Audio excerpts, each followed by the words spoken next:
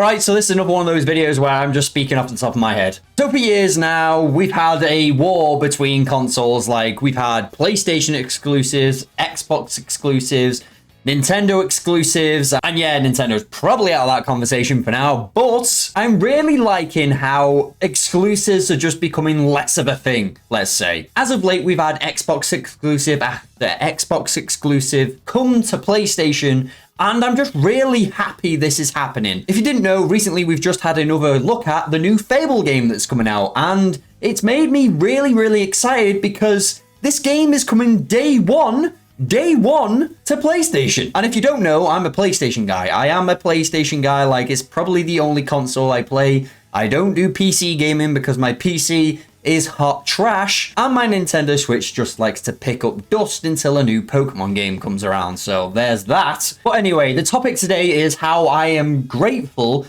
for Xbox. Yes, I said those words. No, but really I am. I'm really happy some of these Xbox exclusives are coming to PlayStation because I've not had an Xbox console for, I want to say, about 6 or so years. Like, the Xbox One was the last console I had, and I probably stopped playing that halfway through that generation, moved on to the PlayStation 4, and I've been a PlayStation guy again ever since then. And I'm really happy that Xbox have just decided to basically pull the plug on Xbox exclusives these days. We're getting Halo, we're getting Forza, we're getting Gears of War, we're getting Fable. Not the older Fables, annoyingly, because I would have loved them to come to PlayStation as well. I really want to replay those games. I can play them on my PC. They will probably run that, even though, like I said, it's hot dog water. But we're getting all these exclusives, and I'm really happy about it. We're even getting Starfield. Yeah. Don't know if we should be grateful for that one. I haven't played it myself, but but maybe if it's free one time with PlayStation Plus, then, I might check that game out because I'm a big Bethesda fan, but, I've not heard good things about Starfield and... But we even got the Indiana Jones game by Bethesda as well. That came on later down the line, but, we still got that, and apparently that's meant to be good. Not played that one yet either. But I'm really glad they're doing this because I feel like now that I'm not on Xbox, you are missing out on some good titles. I think the Forza franchise is a great franchise. I used to play the Forza games when I had an Xbox. This new Forza game that's coming out is set in Japan, my favorite country. I'm actually interested to play that one if I can. There was things in that new Forza though where I was like, why is this not a night setting, considering it like Tokyo and, Japan has like night setting racing, like it's a thing. I'm surprised they didn't show any of that off. They might in the future, but anyway, PlayStation's getting the Halo remake, and I haven't experienced the original Halo. Like, I think I had like the Master Chief Collection or whatever it was called back on the Xbox 360 or the Xbox One, whichever one that came out on first, and I just decided not to play it for some reason. Don't know why. But I'm happy I'm getting to experience Halo again, because the last Halo game I played was probably like Halo Reach, and I didn't play that for a long time. And I feel like when I played Halo for the first time, it was Halo 3, and I never really, clicked with the story because I hadn't a bloody clue what was going on. And now I probably will have a clue what's going on because they're remaking the first game.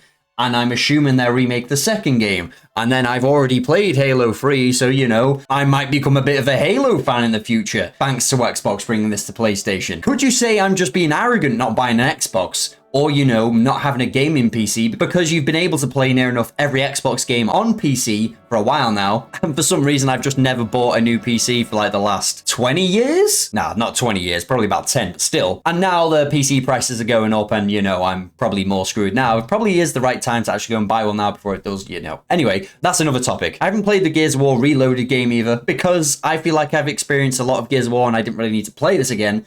I mean, we literally got a remaster on the Xbox One for the original Gears of War, and I did play that. I played Gears of War to heck. Like, I played near enough every Gears of War until, like, I don't know, like the newest one. Like, the one it was...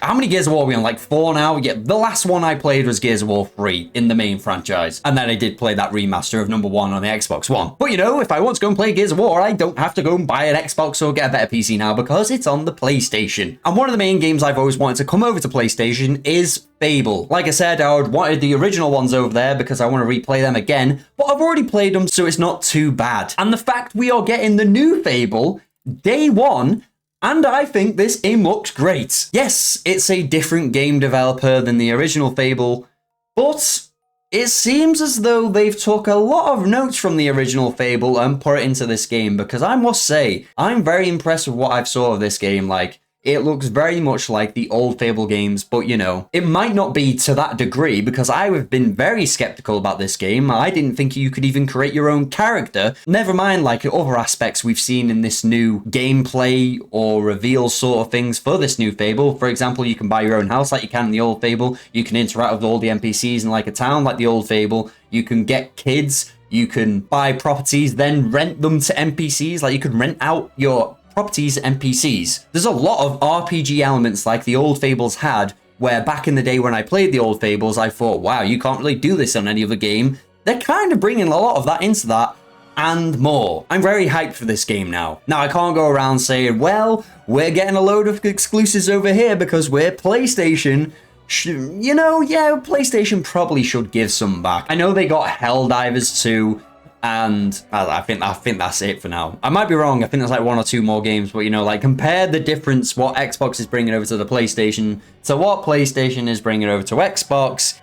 Maybe give some back, but you know, I know Xbox are not really going for that sort of thing anymore. They're kind of going like, we're just like a game developer rather than like we build consoles and we want console exclusives. I feel like they're going down that line, and it probably will come to that time anyway, especially when this new Steam system comes out as well, because I don't really know what that's going to do for the console genre. What I'm trying to say is the Steam console can near enough play any game. Like, you've got PlayStation exclusives on the Steam console, like God of War, you've got The Last of Us, I believe, the Spider-Man games. They're not day one, but they do come like a year later, so... And Steam has some Xbox exclusives as well, so I can see this being like the console that's maybe for everyone, but at the same time, if you're not really interested in Steam games, which you probably should be, because I know there's a lot of them. Haven't played them, like I said, because my PC's dog ass, but I feel like Xbox as a console are just going to be like non-existent. I don't know. It's just weird because literally PlayStation's got near enough everything. Xbox has got like 60% of stuff these days because they give out every game now to PlayStation and obviously Steam as well. So I don't know. I just don't know what Xbox are going to do these days. But like I said, I'm thankful to Xbox. And I'm really looking forward to seeing what happens with this sort of genre because I remember when the likes of Bethesda got bought by Xbox and I was like, oh man, I'm not even going to be able to experience the new Elder Scrolls and stuff like that because I'm on PlayStation. They're going to make this a bloody Xbox exclusive. They're not now, though. Let's be real. They're not now, though. So, obviously, I'm happy about that. And there's other developers, you know, have gone over to Xbox as well. Obsidian. We've just seen The Outer Worlds 2 come out on PlayStation. I could have seen that being a Xbox exclusive like a year or two ago. Now, everywhere. Like, sharing's better. Remember the days when we had Xbox Party Chat and we had PlayStation Party Chat, wherever it was on the PlayStation 4? Now we've got Discord and everyone can just communicate on everything PC, PlayStation and Xbox, and they all can just communicate as one. And remember the times when we didn't have cross-platform gaming or multiplayer games? I feel like this is that sort of time where just a lot of things are coming together, and I'm, for one, grateful for it. But one of the main reasons I think this is a great thing that, you know, we're getting exclusives on console to console is because, let's be honest, not a lot of people can afford every console. If you want to play these games, you used to be basically forced to either get a gaming PC or buy the other console. And especially when prices of consoles are going up, not everyone can afford these things, and a lot of people just want to play that certain game on one device. Like, they really do. Me, myself, I don't want tons and tons of consoles. Obviously, I would like them, but number one, I'm not going to play them all. Like, it's evident with my Nintendo Switch, it just sits there. Number two, not a lot of people have time to play multiple consoles. And number three, obviously the price. And making it accessible for everyone on just one device is just so much more convenient. But like I said, this was just a video with me just bringing thoughts off the top of my head. I do this sometimes where I just decide to like sit down in front of the camera because my mind just goes like that and I need to speak to someone. So if you like videos like this, I do speak about games near enough every week or when I can, and I'm going to be bringing out a lot of videos this year. PlayStation exclusives I've not played, new games like reviews or impressions if I can. Fable will be one of those, and maybe Forza as well. I might get back into the racing genre. I've not played a racing game in years, but you know, that one's piquing my interest a little bit. So if you do like that sort of thing, then please do consider subscribing because that means a lot. And yeah, until the next one, I'll see you then.